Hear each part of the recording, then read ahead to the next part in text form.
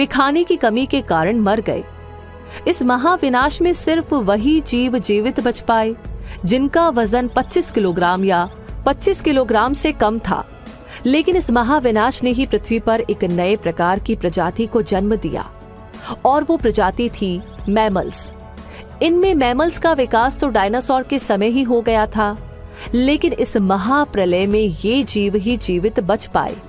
इनका आकार 6 इंच के आसपास का था और पृथ्वी पर लगभग सभी प्रकार की खाने की चीजें इस महाविनाश में नष्ट हो गई थी, जिसके बाद उन्होंने हर तरीके से जो कुछ भी मिला उसे खाना शुरू कर दिया।